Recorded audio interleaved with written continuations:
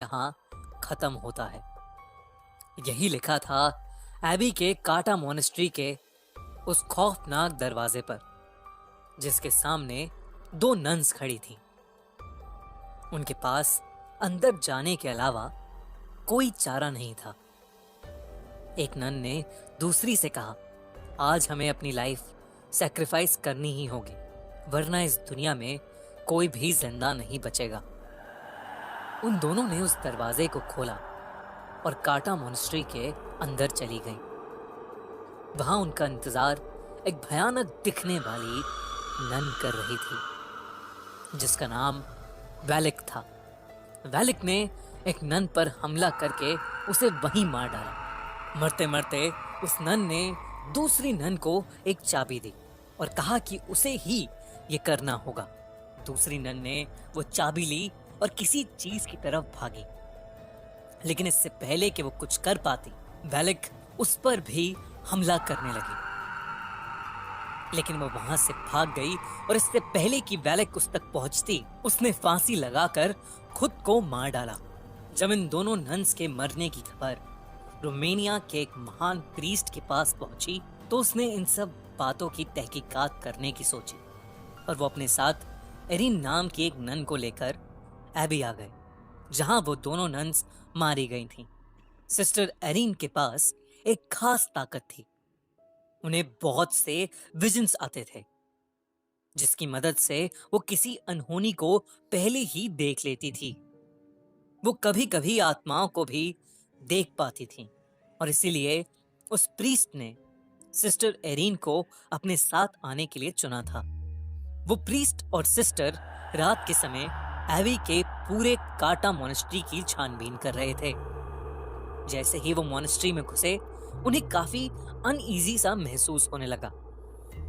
अचानक उस पुराने खंडर में उन्हें सफेद लिबास में कुछ मॉन्क्स की प्रोजेक्शंस इधर से उधर जाते हुए दिखी।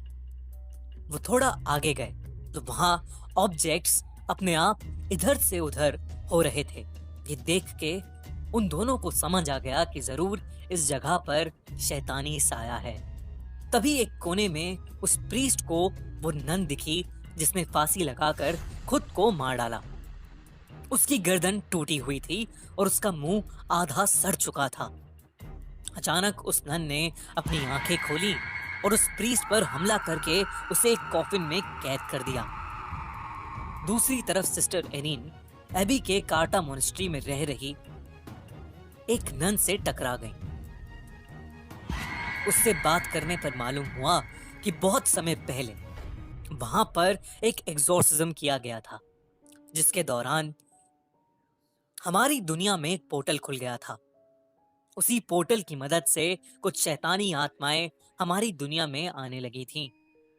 वैलिक नाम की एक शैतानी आत्मा भी उसी पोर्टल के जरिए इस दुनिया में आई थी।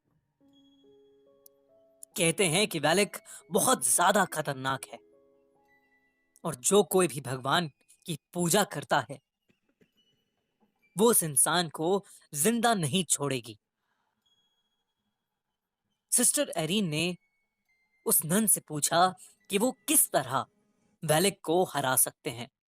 ऐसे में उस दूसरी नन ने कहा कि उसे सिर्फ जीसस क्राइस्ट के खून से मारा जा सकता है।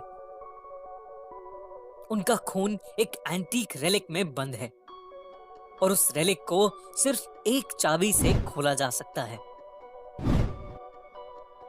उस नन ने बहुत डरते हुए सिस्टर एरिन को वो चाबी दे दी।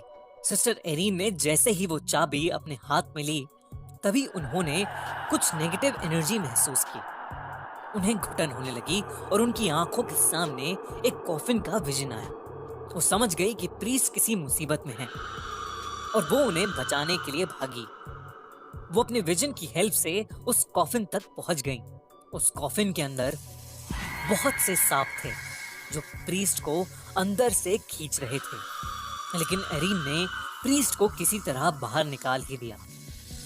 जैसे ही प्रीस्ट बाहर निकले, सिस्टर एरिन ने देखा कि उन सारे सांपों के बीच वैलिक लेटी हुई थी, जो कि प्रीस्ट को बाहर नहीं जाने दे रही थी।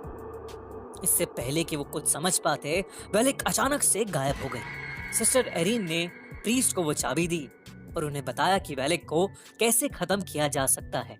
प्रीस्ट ने पूछा कि उसे ये सब कैसे पता लगा। सिस्टर एरीन ने कहा कि एबी की काटा मोनेस्ट्री में रहने वाली एक नन ने उसे ये सब बताया। इस पर प्रीस्ट ने कहा कि काटा मोनेस्ट्री में तो कोई भी नहीं रहता, वो तो पूरी तरह से उजड़ा हुआ है। सिस्टर एरीन ये सुनकर बहुत चौंक गई। इसका मतलब ये चाबी उन्हें जिसने दी थी वो भी एक आत्मा ही थी जो वेलिक को हराने के लिए उनकी मदद कर रही थी। प्रीस्ट ने उस चाबी की मदद से कुछ मंत्र पढ़े जिससे उन्हें पता लग गया कि वो एंटीक रेलिक कहां पर है जिसमें जीसस क्राइस्ट का खून था। प्रीस्ट ने सिस्टर एरीन से कहा, आज हमें अपनी बलि देनी ही होगी, वरना इस दुनिया में कोई भी जिंदा नहीं बचेगा। वेलिक उनका वहीं इंतजार कर रही थी। जैसे ही वो अंदर घुसे, वेलिक ने प्रीस्ट को पकड़ लिया। सिस्टर एरीन ने उनके हाथ से चाबी ली और अपने विजन की मदद से उस एंटीक रेलिक को खोज निकाला। वो प्रीस्ट मंत्र पे मंत्र पढ़े जा रहा था, लेकिन वेलिक पर मानो कोई असर ही नहीं हो रहा था।